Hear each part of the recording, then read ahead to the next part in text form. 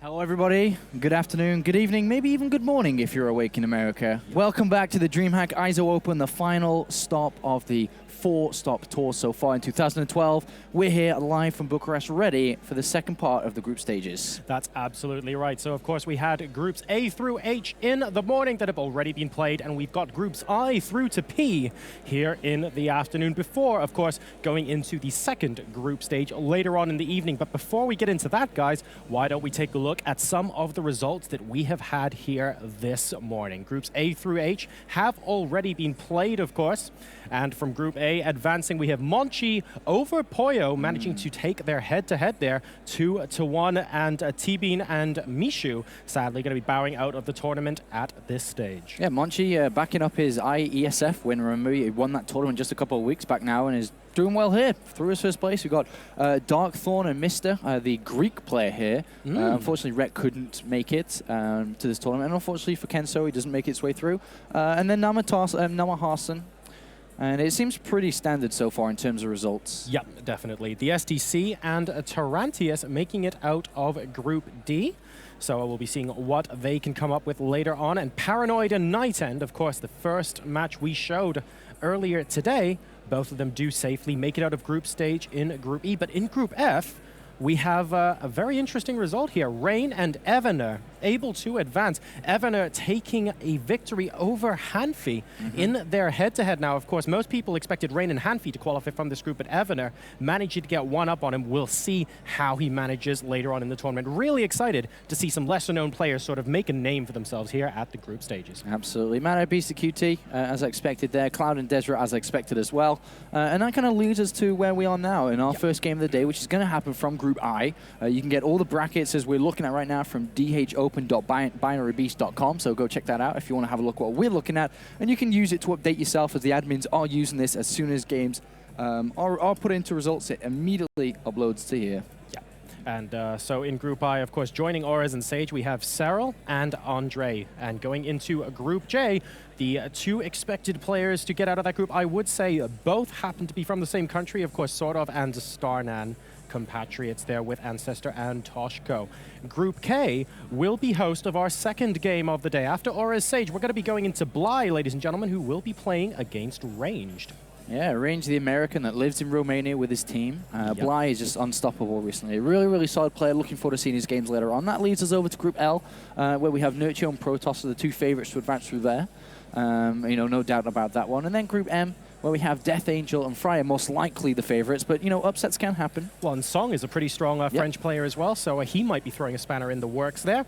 And in Group N, a lot of you have been waiting to see TLO, who is in there with Zicto Mini, presumably the favorites to make their way out of that group, two Zergs there.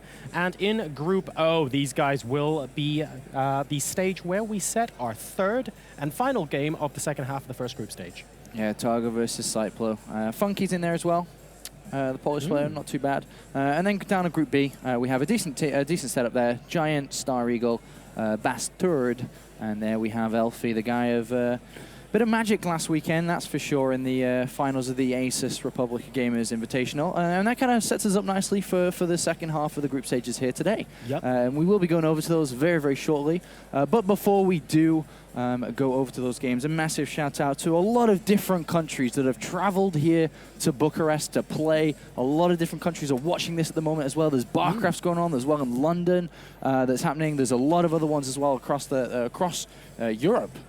All over the place, and some amazing players and good players that we've seen come out today. We've got 5 players from Bulgaria. That's massive for them to be sending 5 players over there. So shout out to you guys. We've got a Turkish representative here. We've got a Hungarian here. We've got a Greek player here. There's 3 Austrians as well. And the list just is endless. So it really is awesome, and that's what DreamHack are looking to accomplish. And you guys are making it possible, so awesome shout out to you guys. Yeah, exactly. That's what really makes tournaments like this so fantastic. The different stops that we have along the DreamHack route just allows for more players who maybe don't want to travel quite as far internationally to come over here and take part in the open tournament. So it's great to see people from all around that maybe we haven't seen before coming out here to participate in these particular games. And also, of course, thank you so much to the sponsors here at DreamHack. We have AMD, Sapphire, Logitech, and Twitch TV, and of course, let's not forget Eizo. Indeed. Absolutely fantastic support from these guys, and they are what make this tournament possible.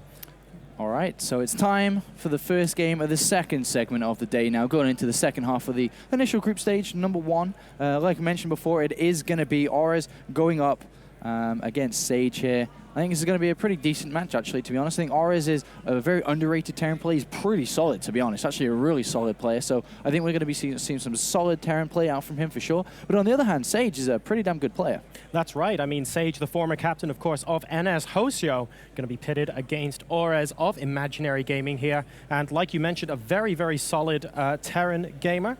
Lives in Paris, practices quite an awful lot, but Sage does have a reputation before him as well. Incredibly strong player. Let's see what he can do with his new team, of course, Alt-Tab Gaming. Indeed, and Sage managed to finish top 32 in Valencia. A bit short of the mark for the actual point system. You need to be top 16 to get 5 points on, and then it goes top 8, 12 points. Semi-final 20, and then of course the finalists go automatically qualified into the DreamHack Winter Finals held in the middle of November, or towards the end of November, maybe the 3rd week of November. But it looks like we are ready. Orez is BRB, so we'll be getting that game underway. The maps for these three games, or potential 3 games, is going to be Daybreak initially, then going over to Cloud Kingdom, and then Ohana. And it looks like Orez is back, so we will be able to begin this game in a couple of moments' time. Excellent. Looks like a pretty good match here. And of course, Sage, one of the Korean players that are here at DreamHack, but by no means infallible. Just recently, I believe, in Ministry of Win, he went down to Nurchio in the finals of that particular tournament. Yep. And Nurchio is also making an appearance here at DreamHack Bucharest. So it is all to play for here. And Orez, an incredibly strong French ex-Brood War player. Let's see what he can do against our Korean Protoss here in map number 1. Yeah, I remember Sage was a semi-finalist of the Code A back in October 2011. I remember actually an all-kill of him. He all-killed Startail once before as well, so he's actually a pretty damn good player and expecting a lot from him here. Very much so, Apollo. Let's see what he can come out with on Daybreak, because spawning in the top right-hand corner, we have from Team Alt Tab Gaming, the former captain of NS Hostio. We've seen him in the GSL. What can he do here? It is Sage. And he is going to be going up against Imaginary Gaming's Terran player from France. Ladies and gentlemen, Orez. All right, well, let's see what he can do here, because his opponent's a tricky one, that's for sure. Sage has always been a tricky opponent, was one of the first Protoss players to use a rapid amount of DTs, whether it be Warp. I think he was actually maybe the first Protoss player that was using it almost every single game. DT Warp Prism play used to be his thing, and you know he got a lot of good wins in the GSL with it. And he's always been a tricky player, even nowadays. When I watch his stream, he's a very tricky player. He cannon rushes. If he sees fit, he'll cannon rush to third base. He won't cannon rush against a Terran player, that's for sure. He has a lot of strategies in his back pocket, and that's possibly what made him so potent in team leagues.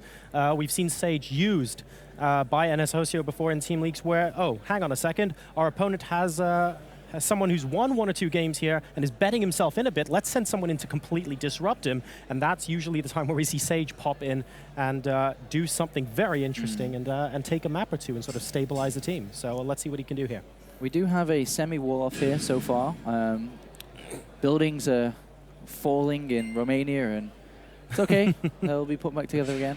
I don't quite know what show that is. Apparently it's music. But whatever the case, the semi-wall off here is not going to be completed. The probe will get in, and it will see the lack of gas here, which will indicate, as predicted, just a standardized opening here, and I don't think we'll see any wacky builds too much here from the French player. I think he's going to be playing quite a normal game, try to outplay his opponent, try to play a more reactionary style against Sage. As you said, he's got a lot of builds, a lot of capability to do pretty much anything he wants. Yeah, he really does, and the probe just going to be checking out to make sure that the expansion is indeed going down, possibly blocking or harassing an SCV just for a short while. There's a cybernetics core about a quarter of the way complete.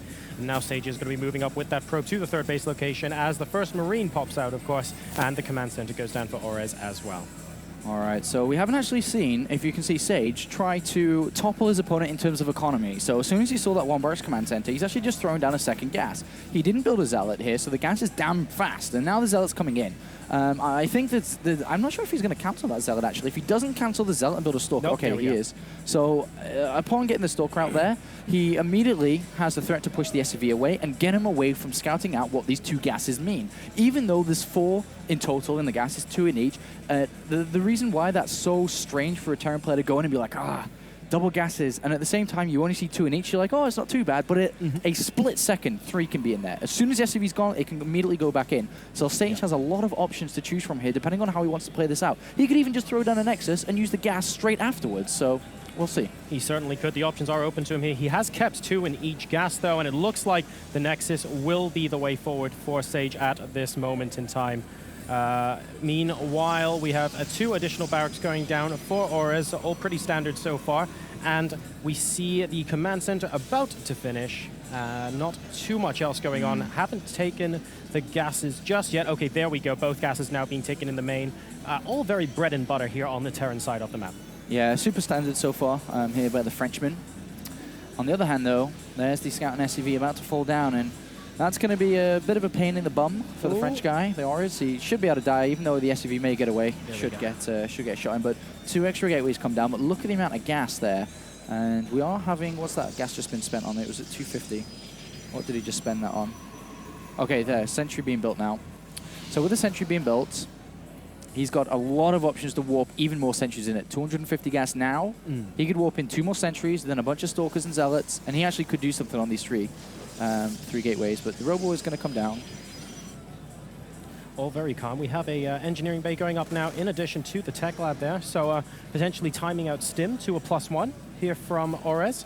Maybe able to do a little bit of damage with a poke. Let's see what he ends up choosing as soon as that goes down. In the meantime, Gateway's now about to finish up for Sage as Orez pushes out to his own defensive watchtower. He isn't pushing it across the map just yet. Wants to make sure he has that vision. And oh dear, Stalker, ladies and gentlemen, is about to go down. Very, very nicely done there from our Terran. Yeah, a really nice trap there, but we haven't seen any aggressive stance from Sage. He never sent out a probe to put down a pylon. He never walked in all these sentries, so he's kind of had this safety amount of gas banked up here, which is going to mean he can go straight to Robo Bay from this position. And unfortunately for that SCV, it's not going to get too much information. He sees 3 sentries, so he knows his opponent's not being greedy upon seeing that. But the Twilight Council, unfortunately, coming out on a scan at the same time there, and that reveals it. It should reveal it, and it does reveal it. That's an excellent scan, and that's going to make things a little bit easier here for Orez, knowing that the likelihood of him playing against Colossus style has just gone out the window now, or at least been slowed down quite a bit through going for these. But then the Robotics Bay comes down anyway. Straight away. Yeah, Sage is, playing his own little mind games here, and that has not been scouted. So the preparation towards Colossus here is not going to be present. It's not going to be on the field for quite a while. Yeah, so those buildings, of course, placed on the left-hand side of the natural expansion, allowing Orez just to get a complete scout off on everything. And then as soon as the scan finished, Sage put down the Robotics Bay immediately, banking on the fact that Orez is not about to use 2 scans in a row. So let's see if this throws Orez off or if Colossi end up taking him by surprise. He does have the starport on the way, though, and reactors are incoming in the main base. So he will be able to get up to Viking production quite quickly indeed. My suspicion is that as long as Orez stays active around the map, he should have enough time to get some Vikings by the time a Colossus timing hits. But we'll have to wait and see. I mean, he shouldn't be... I mean, it's not going to change his game plan too much upon not really knowing what's going on here. Because he's going to be going for a very simple... He's already got 5 barracks down. Now, that's not going to change. He's still going to hit a Stim +1, little move out. He's still going to put pressure on, maybe drop in the main base. And then he'll be able to figure out, depending on what he sees, is it Zealot heavy? Is it Stalker heavy? Another scan goes down. Wow, a second scan in the main base. And that now does reveal the Colossus this time around. Yeah, so Orez going for that second scan. And to be honest, that's pretty good. Like, I mean, the Robotics Bay just finishes. The first Colossus is most of the way complete. And then the scan goes down right on cue. Blink, though, is also coming out now for Sage. Not unexpected, of course. The first Colossus is about to pop out. We have +1 nearly complete as well. And interestingly, Orez, he has got his +1 finish now. He's got medevacs on the way, but he's not really doing anything sort of aggressive just yet. And we have a couple of gateways coming down there at the back. The probe was stuck, but does get its way out here. So a couple of gateways to back this up. But I'm very interested with the second starport that's come down here. The second starport is hidden on the natural, away from the observer, and that's actually going to be quite an interesting fact, depending on if he continues to build Vikings from this. There is a very natural timing to hit with 1-1 when +1 armor is done as well, with a bunch of Vikings before Storm. Is Orez going to try something like that? He's stopped SCV production for the moment. It might be because he's saving up for a 3rd command center. We'll have to see. And there's SCV production does begin again. So it seems like he's not going to try a 2-base all-in or something along those lines. Or he could still make SCVs and then bring them anyway. But I'm very interested to see how this is going to play out because the observer in the main base, he's nothing of this. That's a really good point, actually. Sage gets to see the units that are going down to the natural expansion from the main, but aside from that, that really is about it. And there is actually a missile turret in the natural as well, so the observer does have to be careful where it goes. But Sage hasn't even tried, I would say, with that observer to scout anything else at the moment. He doesn't feel it's necessary to, and now he's moving it across the map with a small number of stalkers here, a second observer at the top of the natural expansion ramp as well. But he's not really going to scout the tech just yet. Oh, a nice scan out of there from Orez. Picks off that second observer, even while it was still. So good eye from Orez. And I love what Sage is doing in this game. He's poking, he's scouting, he sees no 3rd base. He's taking his very, very sweet time here and taking his own 3rd base. Usually, a lot of Protoss players will be like, oh, it's 12 minutes. I actually should be looking for an expansion down. Well, no. Not if there's not a 3rd base from the opponent, and he knows there's not a 3rd base down. So he's playing it very tight, very defensive, double forge down now. He's got the Templar Archives coming as well, but the 7 Vikings to only 1 Colossus. So if you think about it, the Vikings are almost rendered a little bit useless here. There was never the investment in Thermal Lance. There's going to be Storm soon, the Zealot Charge, Archons are coming on, and there's just going to be a general lot amount of units because of the amount of gateways down. So what we're seeing from Orez here, without a 3rd command center still down, that's a massive investment in the mid game. And if he throws everything into the mid game, then I don't think he's actually going to work. But Storm is still crucial. Immortals are helping out.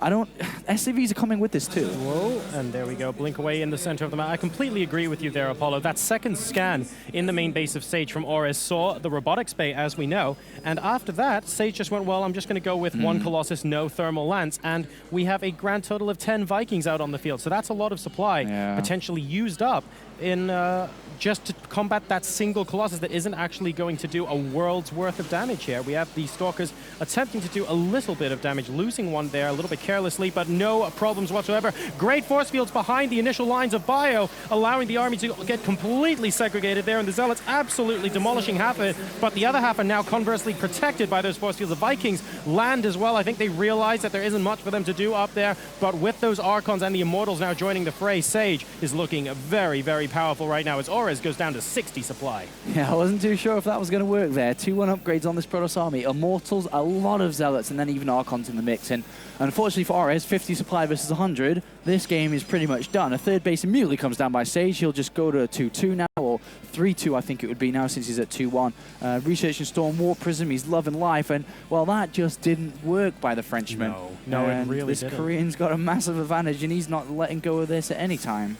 Yeah, I think Aura's intention there was to try and hit some sort of timing before Storm, but perhaps getting caught a little bit off guard there. It has to be said that the force fields from Sage really were exemplary, completely dissecting the army there in the center of the map, and the Zealots, just so many of them, soaking up the damage and dealing it at the same time. So really well played there. We have what appears to be a Suicidal Factory Driver, just checking out the third base at the moment. Nothing too out of the ordinary there. And Sage just has complete pickings over what's going on in the middle of the map. He's building another 4 gateways, getting ready for a potential follow-up push, and he's leading 125 to 75 supply. Remember, this is their first game of the day here at the DreamHack Eizo Open. A lot of High Templar are out there now. Storm's about to complete, so if there's a second wave all in, which it seems like it's going to be, because there's no third command center still, it's incredibly far behind. And if he is going to go all in, then the High Templar are going to end this as fast as it started. War Prism getting loaded up at the bottom here, so he's going to be going straight into the main base of Orez. Oh, a scan goes down, picks off an observer, and Sage is forced to blink back, but now he has units inside the main base. Good pull of the SCVs, great reactionary play there from Orez, and Sage is going to try and do as much damage as he can. Marines popping straight back here. Good force field protecting the Sentry, and the Sentry will be able to get out in time. The reactor goes down on the starport, and wow, even lifting up and bringing home 2 of those Zealots. Great micro there from Sage, but is the War Prism going to get caught out? Sadly, it is. Nice stuff there from Orez, but he's pulled him into a position where Sage can start taking some pot shots at him. Yeah, Sage drew him in there, didn't he? And took a lot of kills on that Marine army. And Sage has such a fantastic set of production behind this. He's got good upgrades, even though he's kind of stopped. I think he feels that he's so close to victory. He's just been throwing a lot of money into his army, and he's coming to clean this up now. 5 High Templar, locked and loaded. Zealots walk to their death. That's how careless Sage is at the moment, but he's about to sweep this faster than anything we've seen today. I think you might be right there, Apollo. Those storms are looking pretty inviting. And here we go. First storm goes down, approximately a quarter of the bio. Holy feedback, Batman, as the medevacs are rendered useless. No more stim for you. GG, well played, comes out of Orez, and Sage takes game number 1. GG. And yeah, so that was quite a swift victory there for Sage. Unfortunately, the problem what happened there for Orez is that he's scanning, he sees a lot of information, but he never has any tells on the actual army, because you can tell a lot by what you see of the army. You know, he saw the Forge and then Twilight Council, and then was like, all right, cool, it seems like he's going to be playing a non-Colossus down. And the secondary scan comes out, he's like, oh, wait a minute, okay, now he is going Colossus, because you never really, as a Protoss player, go for the Forge and Twilight Council before the Robotics Bay, and he saw that. So it's a little bit weird. And then he saw the Robotics Bay and was like, all right, he's trying to play a little bit around here. He is going Colossus now, but he got faked out again and just had the wrong army composition, the wrong strategy for what was coming. I think, got shut down. Yeah, I mean, to sum it up, I think Sage really got inside Orez's head just a little bit there. Every time Orez scanned the main base, he saw something different, reacted to what he saw appropriately, but didn't actually get a read on the army itself. I think you put it really, really succinctly there, Apollo. And as a result, 10 Vikings versus 1 Colossus without thermal lance. Not exactly the kind of situation you want. And in the very first engagement, which perhaps also caught him a bit off guard, landing the Vikings almost immediately. So he did try to maximize their effectiveness, but it wasn't that high in the first place. And that really did get kind of crushed. All right, and the second map is going to be Cloud Kingdom, so things not going to get any easier here for the Frenchman, going up against Sage, who plays for Alt-Tab Gaming's been in the Ministry win for a very, very long time, has been picking up tournament victories online left and right, but now it's time to do the real thing. You know, top 32 was great at Valencia, but he should have done better. He could have done better. Yeah. And I'm sure he's gunning for a slot. That's why he's here. He wants to play in the DreamHack Winter Finals. And we're going to have 20 competitors done, ready for the DreamHack Winter Finals after tomorrow's tournament completes. So we will find out which one of these guys is going to be. And it looks like Aura is currently watching the replay, just kind of mentally going through what just happened to him, how he was broke down, and what he can do on this second map.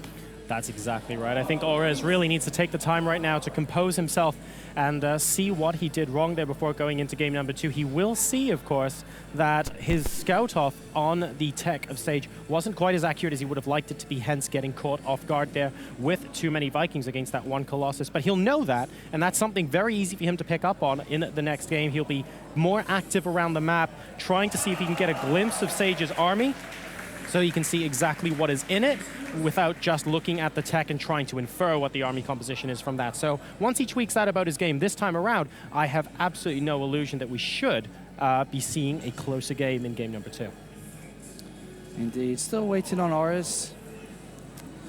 Still, he's actually just declined, so he's still in the replay. So we'll just have to wait a couple of seconds for this to start.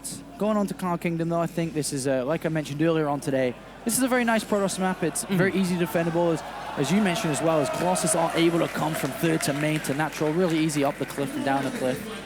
And as you can hear in Romania, things are pretty wild here. They do like a bit of counter-strike, from what I've been told. Oh, they really do. I mean, they do. The stage has been buzzing with excitement all morning, but of course we have lots of other games here as well, and this is, as it currently stands, the StarCraft stream, where Sage is going up against Orez. Orez is now in the game, guys, and we're going to be hopping into game number 2 in just a moment. The map is Cloud Kingdom, and the countdown has begun. Indeed it has. And if you guys live close, maybe in Romania, maybe a neighboring country, and it's not too far away of a drive, tomorrow definitely recommend making your way here, definitely if you're in Romania, because we will have the main tournament hall. It's going to go crazy, it's going to go loud, it's probably going to be hot. It really is. So let's see what they can do in game number 2. He must be feeling pretty good after game 1, getting inside his opponent's head just a little bit. What can he do to follow that up? Ladies and gentlemen, we have from Alt-Tab Gaming, Sage. And his opponent in the top right position as the blue Terran player for Imaginary Gaming, the Frenchman. Can he claw it back? It is Orez. All right, so what must be going through this guy's head right now? He just got completely messed up in that previous game. I mean, it wasn't even close. He attempted something which, usually, to be honest, from experience as well, when you go for like a 2-base all-in like that and it gets shut down so hard, you feel like, like, that didn't go well. I kind of looked a little bit silly there, didn't I? And that's exactly what he looked in the replay, too. Yep. So he will be a little bit more careful. The nice thing about this map is as well, once you have that army out off of 2 base or maybe off of 3, there really aren't too many places it can be. So Orez is going to want to just be active around the map, take the watchtowers whenever he can, maybe be a little bit smarter with his scans, looking at the army perhaps later on rather than at the base. For example, that second scan could have been to hunt for the army or something like that. Just chucking a Marine here or there wouldn't be a bad idea for him. But I'm sure he knows what he did wrong, and he's mechanically very sound. He's quite a solid player. He just didn't have the right composition in that previous game, and once he does, he could potentially give Sage a run for his money. Yep, absolutely. As from Barracks Command Center, and it looks like a pretty standardized opening from Sage here. Just one gateway expand at the moment until he sees or can confirm what his opponent's doing, and now he gets in there, sees no gas, and immediately turns around, has a little skedaddle down here to see if there's a second barracks. Yep. May even check the natural, and then we just go home. That's right. Behind the mineral line, potentially a place where a barrack could be as well, and the probe just going to be checking that too. Very, very thorough in his scouting, but it looks like it is just going to be a 1-Rax expand coming out of here from Orez. In the meantime, an interesting spread of buildings we have from Sage. So to me, he's already anticipating that Orez is going to be scanning his base, looking for tech later on. He wants to spread everything he has out as much as possible to make life as frustrating as he can for Orez here. Yeah, I mean, that actually, thinking back to the old days of StarCraft 2 and the beta days, what was it? It was on maps like Steps of War, a lot of Protoss players used to throw a pylon on the left-hand side of the base, a pylon on the right-hand side, and then the Terran player had a 50-50 coin flip depending on which place he wanted to scan. Because back then, when 4-gate was unbeatable, you had to scan to see it, and maybe you could build 10 bunkers to defend it. And a lot of times, Terran players used to try to scan, and they'd miss because it was on the other side. And that does, like you said, mean a lot here for Sage. Just kind of reading into his opponent, saying, well, you know, he hit 2 scans in the middle. It's a waste of money if he doesn't see anything, so there's no really reason not to throw this on the left-hand side. And if you think about it, too, on Cloud Kingdom, if drops are going to come in, are they going to be on the left-hand side where the pylons are? Not really. Yeah, there's not too many places that you can come from with your drop here on Cloud Kingdom, either over into the natural, over on the left-hand side of the main, or on the right-hand side of the main as far as Sage is concerned, for instance. And like you mentioned, I think earlier in the day, Apollo, just making sure you have a couple of units at both of those places, and all of a sudden, you are basically safe against anything save for something huge like a Doom drop that comes in. And in the meantime, you can just worry about getting that lovely death ball of an army to push out across the map and really punish your opponent for any sort of adventurous play. So it's quite likely that we see Sage maybe attempting to punish that kind of play from Aures later on if he decides to move out a little bit too early. But for now, though, things are progressing along normal lines. The Nexus at the natural expansion is most of the way complete, and this SCV will, in fact, see that. Will we get a force field off? Yes, we do. So that sentry is going to force that SCV no scouting information whatsoever. And there goes the Robo Bay down, or Robo Facility down immediately. And one bunker, SCV's going to not die today, as the Stalker doesn't even try, and it would have been a waste of a Stalker to do so. But I love that Aures is playing this 3 command center, because upon scanning these pylons spread across like that, it's not really going to be to hide gateways. It's usually to hide tech. So he's like, all right, well, if he's not going to go for a gateway attack, and even though that's a slight hinge towards what it could be and what it couldn't be, he took that little edge and put it into 3 command centers. Now he's set up quite well economically, having 3 command centers, 3 SCVs building. He can easily go double engineering bay with this as well. And there's one of the scans in the main base. Sees a fair amount, actually. That was a pretty good position for the scan to go down. Saw that the Forge and the Robo were going to be popping out. Nothing too out of the ordinary so far. Aures is not exactly in panic mode just yet. We have a tech lab coming down, so we should be seeing a bit of a stim at some point soon. And note that when he came down with his SCV to scout the natural expansion, he first went up to that base just above the natural and scouted behind for any hidden tech and pylons. So that really, really nice and thorough from Aures there, like you mentioned, wanting to make sure that no tech is hidden. It is all going to be inside the main base as the Twilight Council goes down to Sage. Yeah, there's a double engineering bay. They're going down. He's definitely can afford it with 3 SCVs being built at the same time for a very long time in this game. So he has a very good economy setup. A little bit late on stuff like Stim and Factory, but so far so really good from him. And when that scan went down, we saw Sage immediately as the scan disappeared, threw down a Twilight Council. He also started researching +1 armor this time around instead of going for the +1 attack.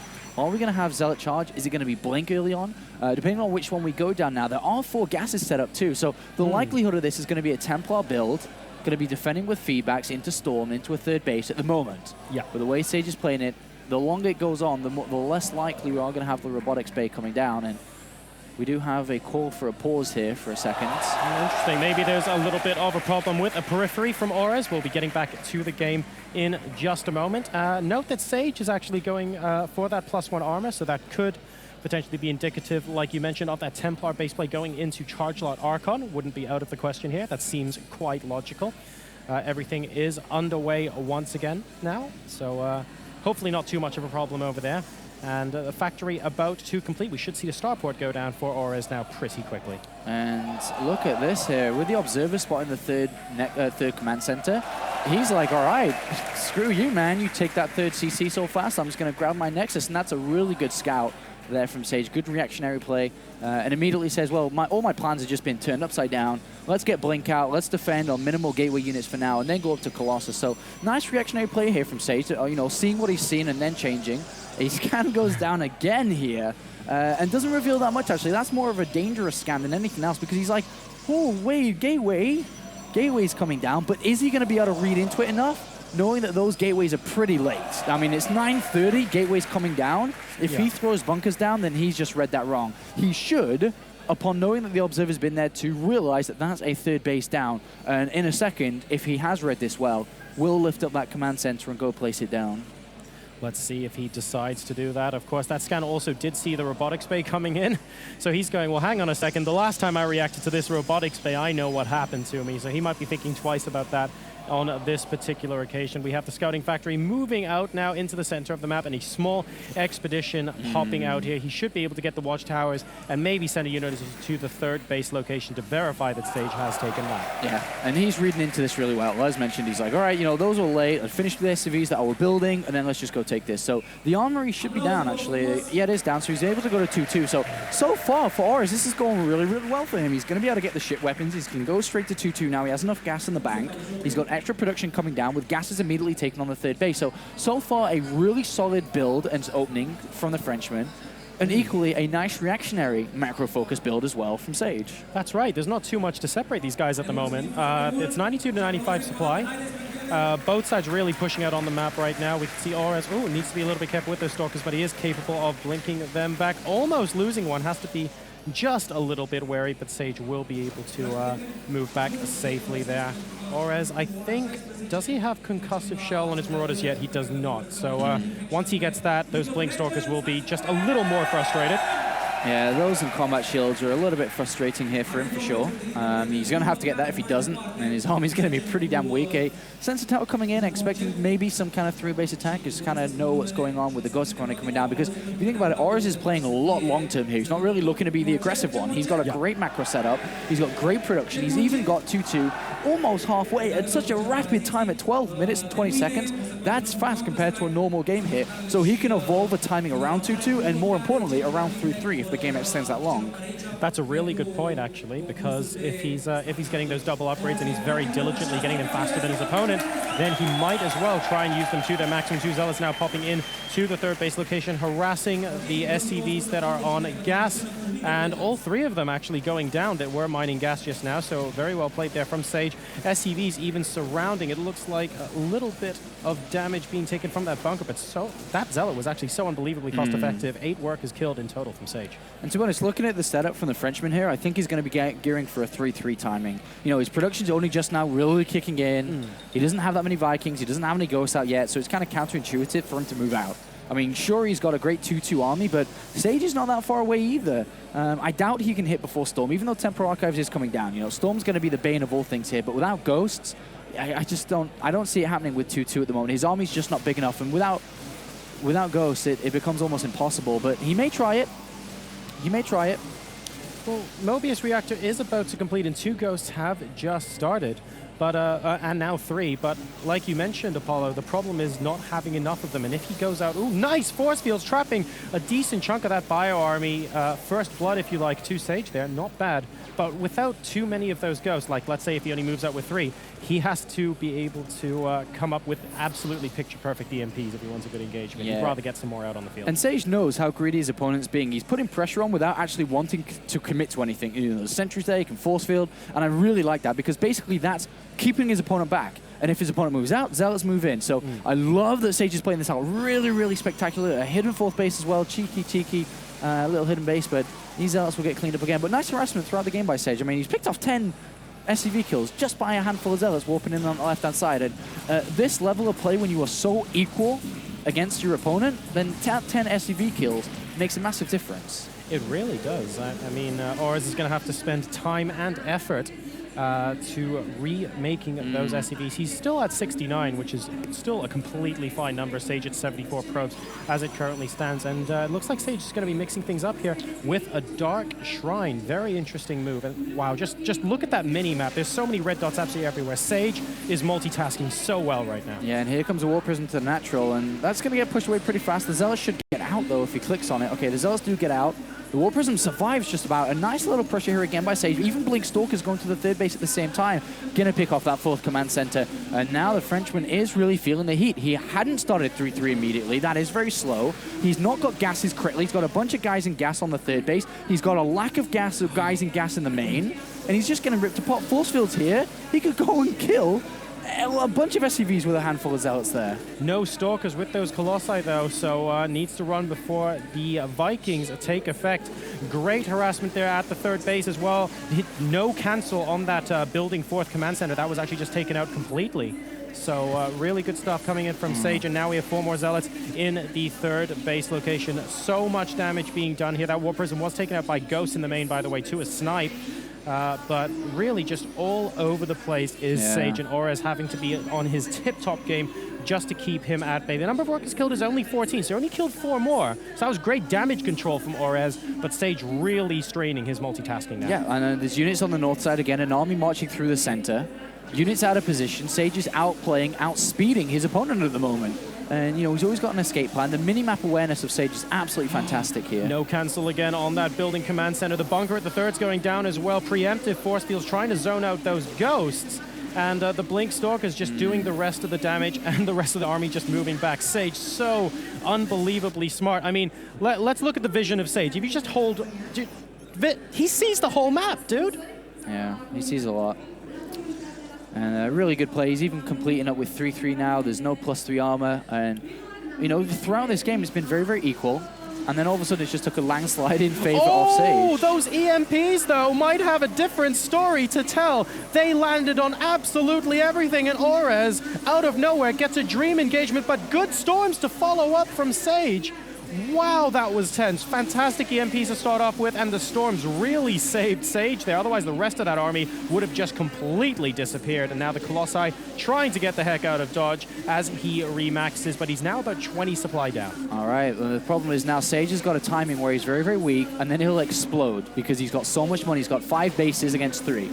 So if he dies in the next 30 seconds, congratulations to Orez, but that's a long way away. And look at that, even feedbacks onto the Ghost, cannons in the middle of the map. A lot of Zealots being walked in, and 3-3 Zealots against just 2-2 Marine Marauders for now are going to get pushed back. And that timing window's gone already, unfortunately. There's 5 bases up now against 3. That's just too drastic at this level of play here. Sage has just put his opponent too far back. There were there were 4 medevacs out at the time of that first engagement, but didn't really follow it up with much because they were away from the main army, as Sage now going in once again to attack the third, where the main army of Orez is, but a whole bunch of Zealots in the main base now, picking apart the starport so that no additional Vikings and medevacs can come in, and some Dark Templar now being warped into the mix. Sage has decided it is time, forcing a couple of scans out of Orez as well, and really straining his multitasking. And like you said, Apollo, 5 bases versus 3. That was a fantastic engagement for Orez in the middle of the map, but he needed to follow it up. Yeah, and now 6 extra gateways to put him at a total of like 16 to 20 gateways at the moment. So with the amount of income he has in this game, 2,000 minerals per minute, he's going to be making a lot of damn units. As 3-3 is done, +1 shields as well. And now slowly but surely, Sage is just suffocating his opponent, who doesn't have any resources. His main is mined out. His natural is basically gone as well. Only like 100 left there per mineral field. And unfortunately for Orez, he's going to have one final push. And at this stage of the game, he's going to have a good army, but he's going to have nothing to reinforce from. He's got no money left compared to Sage, who's going to be banking, probably by the time this fight happens, like 2,000 resources on minerals and gas. And we'll definitely need the world's greatest EMPs coming out again from Orez, especially if he gets one on those high Templar. It has to be said that Sage is clumping them up quite a lot at the moment. A DT attempting to do a bit of damage at the third, but does get taken out there. Let's see what Orez can do. He is leading with the Ghost. Here come the High Templar. Oh, an EMP just misses them, gets one, and there we go, the second EMP, getting all of the rest, and that was a lovely little engagement there. But if he lets these Archons morph in and then they start attacking the Ghost, that could be bad news as well. Sage now going into the natural expansion. Now here is where the action is going to commence. A big stim coming out from Orez, and Sage is forced back. And it looks like at the moment Sage is like, hey buddy, you want a High Temple? Hey, what about a Colossus? And he doesn't really care too much. He's just throwing units in there, pulling his opponent left and right, forcing stims, killing SCVs. And all of a sudden, I mean, the thing is it doesn't matter at the moment because Sage has such a good economy. He's got so much money available. He can trade at a 1-to-10 ratio here with Orez and still come out in the lead, especially because the amount of gas he's got. That's a lot of High Templars available. And it looks like Orez is coming for the final push here. This will be the game deciding, can he go 1-1, can he not? No, you're completely right, Apollo. I mean, Sage is now at a point where he's actually mining more than twice as much as his opponent. Orez has started to mine out. He's pushing out now towards the 4th base location here. And Sage is going to have to do a bit more other than poke and prod. But his harassment has just done so much. As we recall, previously he only went up to 14 workers killed. Well, guess what, guys? He's now at 80. That's 80 workers killed for Sage in this game so far. maybe it wasn't as effective before, but all he did was continue going until Orez slipped up. And it looks like Orez will be able to take the 4th base, but here comes Sage from a flank. Those Colossi doing so much damage from the back, and the Archons tanking a lot of damage. Those money EMPs do not exist in this particular engagement, and Orez is down to 90 supply versus the 170 of Sage. And like I said, he just can't reinforce. He's down to 9 SCVs or less by now. Storm coming down, Archon just zapping everything. And unfortunately here, Orez may think, oh well, no, he doesn't think anything. Good game, well played, called, and an excellent game there by Sage, who picks up his first win of the day in a 2-0 nice and easy fashion. And Orez is, like we mentioned before the start of this best-of-3 series, he is actually a really solid, well-respected French player. But Sage picking him apart systematically there. Great engagement at the end of game number 1, and game number 2 just slowly starving him out and keeping him to 3 bases. Sage was on the recipient of a couple of dodgy engagements there, but like you mentioned, when the dust settled, he was on 5 bases versus 3. So unless Orez had some sort of crushing timing where he was able to take Sage out there and then in that 30-second, 1-minute window, Sage was always going to be able to trade cost ineffectively, and that's what we saw at the end of that game. And to be honest, I don't think Sage is going to drop a single map in that group. I think he's going to glide through as 3-0, 6-0 overall in maps. But to be honest, that puts Orez in an awkward position. I mean, it's not like he's out or anything, but he has to play against 2 Zerg players. And the Zerg versus Terran, you know, a lot of Terran players are struggling, and he's one of them. And it doesn't matter, you know, what level the Zerg player is at in his group. We have a Romanian and a Finnish player in the groups. And Cyril is the Finnish guy, and then we have Andre, which is the Romanian. And if they are able to beat him, he's going to be out. So it's a very important position now for Orez to clean his thought process and just go into these next 2 games with his head held high. Otherwise, he's going to be in a bit of trouble. You're completely right, especially with the 2-0 scoreline as well. If it comes down to a map score tiebreak, that's not going to be fantastic for Orez either. So he really needs to make sure he pulls out some really good results against the other people in his group, and also hope that Sage crushes them as well. But after we've seen those fantastic games from Sage, I get the impression he is the large favorite going into the rest of his group too. So really well played there, earning a 2-0 victory for Sage over Orez. And we're going to go to a very quick commercial break, and then when we are back, we're actually going to be going into Asa Bly up against Range. So I think this is going to be a great game. Bly is a fantastic Zerg player who's looking to get qualification points. He wants to qualify for DreamHack Winter. It'd be a shame if he wasn't there. So he's absolutely looking to come flying out of that group. And we're going to see how his first game of the day is going to go down. That's right, and Ranged, of course, the American player currently living in Romania, so not too far for him to travel to this particular event. He's nice and fresh. Let's see what he can do against the Ukrainian Zerg. Guys, we'll be right back after this commercial break.